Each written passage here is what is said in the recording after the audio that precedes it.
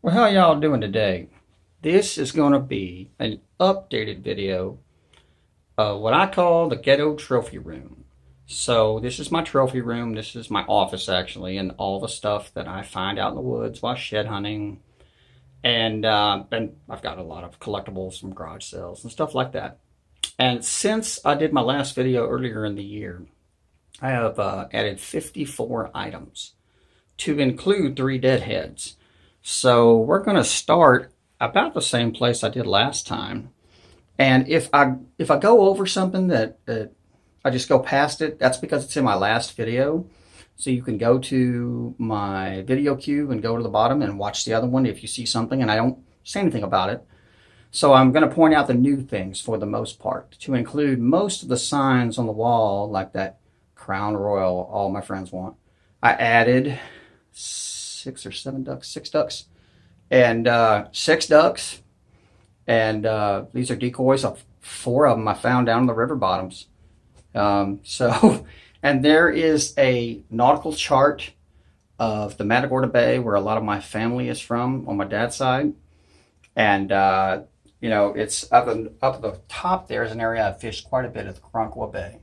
So right there is a place that I've been to. As a child, that's where I've wade fished and pleasant memories, very good memories. So, and as we go forward, of course, I put some decoration on the walls, some of which is alcohol oriented. So definitely PG video. Anyway, okay, so I've added some deadheads to include that monstrosity there, which is about a 19-inch spread. And then I just found that one. That is the Super Freaky Drop Time. God, I wish I found him last year. And then I got a junior I just found. I want to say it's that one right there. I just found that one since the last video. And then I have another deadhead that's new. I'll show you in just a minute. And let's see. So, of course, my giant hog skulls, my unusual shelf, which I go into detail on the older video. Added Mr. Johnny Walker Red Label sign. That is old metal. Awesome. No, you can't have it. I love it. Anyway. And, put a bunch of license plates up. Most of these are vehicles I've driven. A few of these are ones I either found out in the woods, buried, and, cleaned out a man's garage, and he had a whole bunch of them. And, of course, that parking sign there I found in a bayou. So it belongs to a certain city, except that they probably don't want it back. But if they really wanted it, you can have it. But it was not underwater, but had been underwater a lot. So pretty rough. So I said, I'll put it on the wall. So, and then, of course, I got my monstrosity huge deadheads here to include that one I just found recently that, believe it or not, in Texas, is not a legal spread. A lot of people will look at that and go, what a fabulous deadhead, and it is. But actually, it's 12.5 inches. So go figure.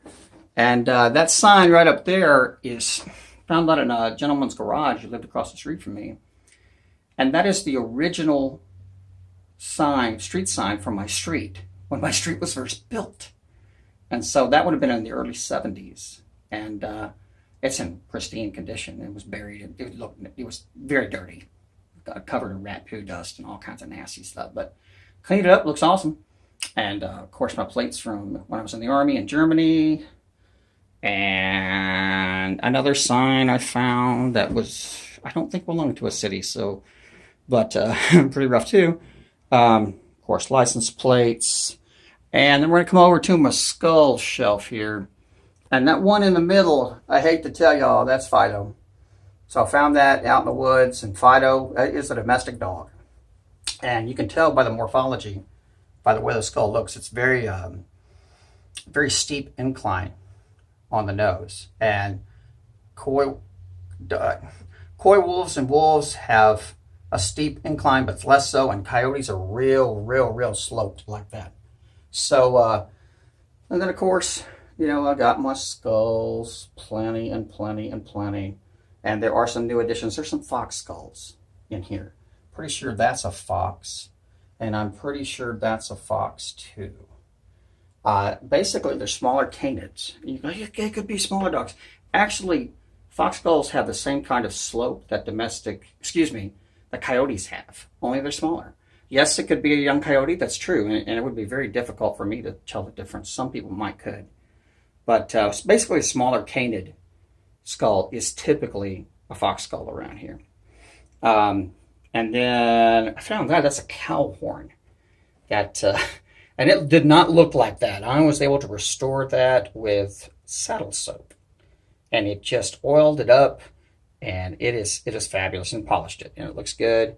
I got my little old dried skink right there. That is remains of a skink, and boy, they dry up and preserve pretty well. And so, and I didn't do that. That's how he was found. He was found up at the lake house and then put in a plastic baggie, and that's how I got him. So, and most of these you've seen in the past videos, but if you can always go to my other one and take a look, and I'll tell you about it. So, and then I do have some new additions to books. Most of the new books that I got, I put my sword books in here. I collect antique swords, daggers, and bayonets, and you see some of my other videos, you know that.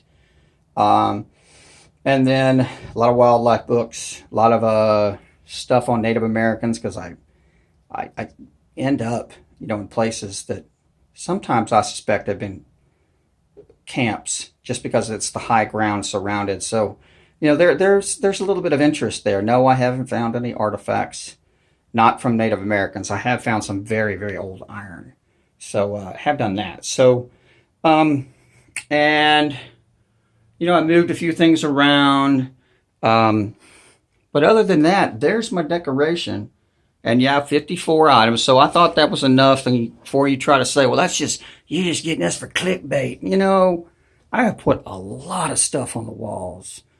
And I have done many, many miles in the woods. And although I do have more antlers, I have, I've got another 28 that I've got so far for my end of year video, and 3 nice deadheads. So, I'm working on that, but I'll do that end of year video with the antlers.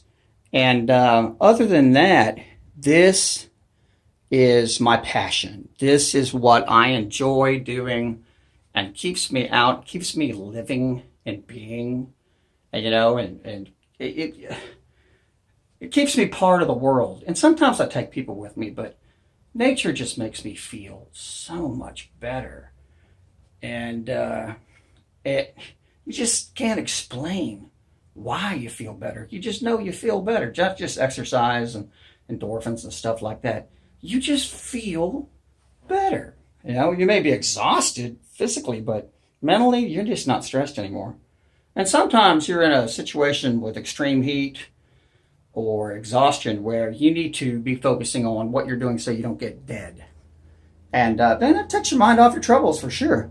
I'm not sure that's meditation, but it does take your mind off your troubles. Let's stay alive, dude. So there's my video. So I'm going to go ahead and sign off. You guys have a fine evening. I will talk to y'all later. Have a nice one. Bye.